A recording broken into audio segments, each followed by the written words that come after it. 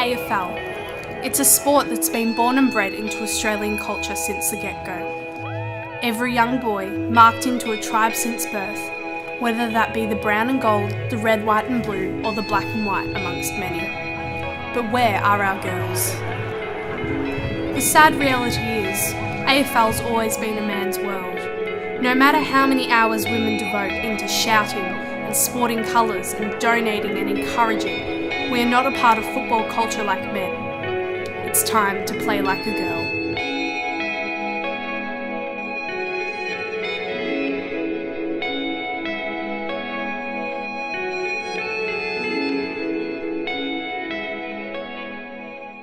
Yeah, I love seeing women in sport. In fact, I've got two boys and they're very sporty. They did athletics, they did soccer, they did whatever. And growing up, my generation, there weren't many girls that did sports. But now, so many girls do sports. I love the fact that they're starting to get professional women's players. I think it'd be really cool once it becomes big and there's like stadium games. It's always men, but now it's different. I feel like it's the same, but it's different, which is nice. At first I thought interesting, and then I watched a couple of games and went, these girls are mad. I love it. I think it's quite empowering and it's we need to see more of it. I feel like it's come around at a really late time. It should have been there from the beginning of AFL. They're playing just as hard as the guys, so I was pretty impressed actually. The creation of the AFLW in 2017 has encouraged us to delve into the subject of women in our great Australian game. Are women represented equally both on and off the field? Are they given the same opportunities that males are? Or is there still an underlying foundation of sexism embedded into AFL? We enlisted the help of some of the AFLW's most influential stakeholders to help us answer these vital questions and assist our exploration. I guess it came from my family. Growing up, I grew up on a farm and my parents both loved footy, so I guess they encouraged me from a young age to get outside and play the game. And yeah, I grew up playing it as a kid and loved it. After I finished primary school, I wasn't able to play any football anymore, so that sort of, I guess it made me hate the game a little bit because I didn't have the opportunities that the boys had. I had a twin brother. I have a twin brother. We had one car. His footy ran the whole family sort of did what he needed to do. The footy came first, so I was dragged along to all of his matches and training, and I started training along with them. The reality is that I wanted to play footy as a girl and I wasn't allowed to, and I did a lot of other sport. I didn't compete at, I competed at reasonably high levels, but not elite or anything, and I doubt that would have been my future, but I wanted to write and I would have liked to write about sport, and that just didn't seem an avenue available to me back then. I guess I grew up watching the footy, always having a kick around in the backyard, and once my brother started playing, I wanted to do that too.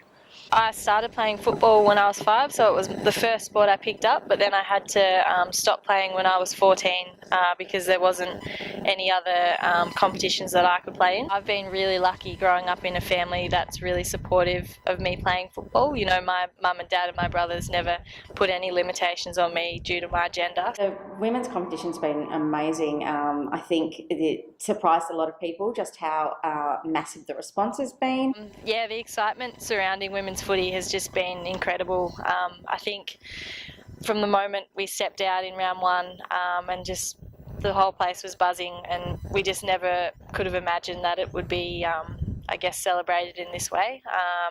We always hoped that once people saw us play they'd get on board, but for them to rock up to round 1 not having seen anything just showed that they had a lot of belief in what we could do, and yeah, it was just incredible. Playing at Whitten Oval as our home ground, as I play for the Bulldogs, has been an unreal experience.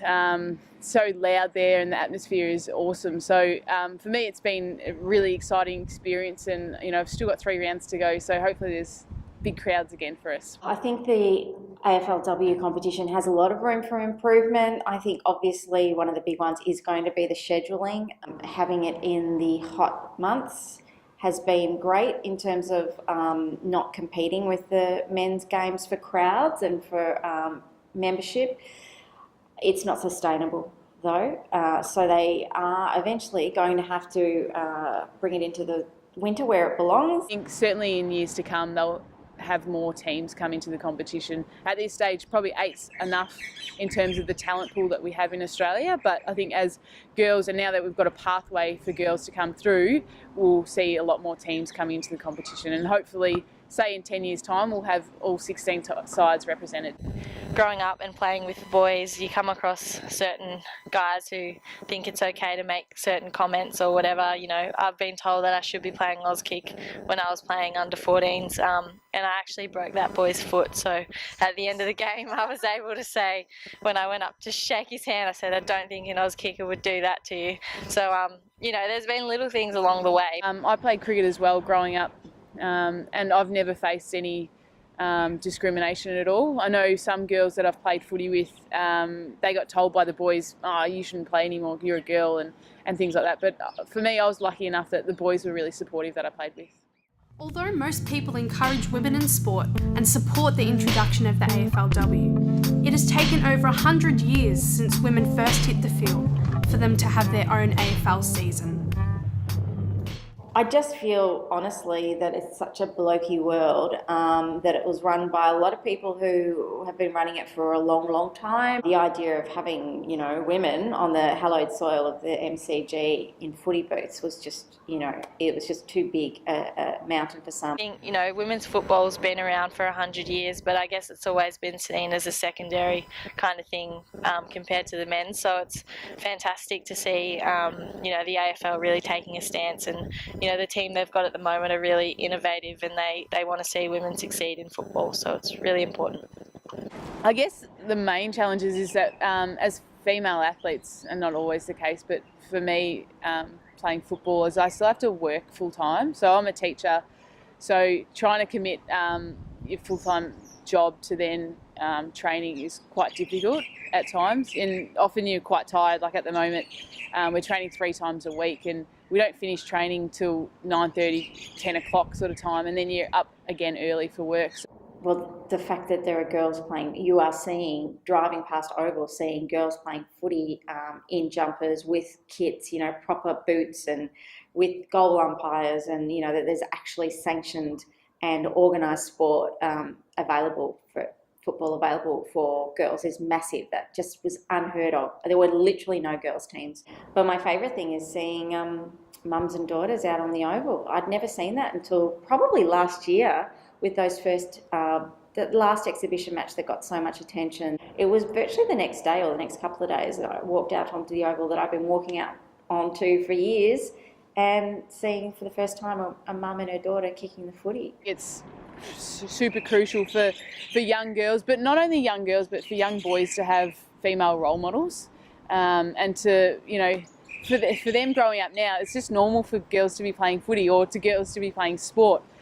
Whether, you know, when I was growing up, I was pretty much the only girl that would be playing footy or cricket with the boys during primary school recess and lunch, but now it's just sort of a normal thing, which I think is super important for people growing up.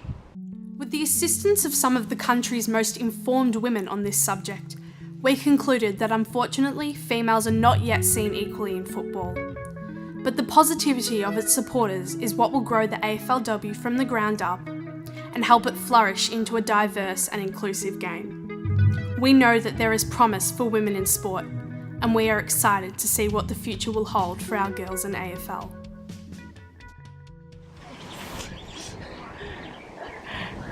Surely you don't want that in your video. Oh, hang on, I'll start again. I don't want to say anything too naughty.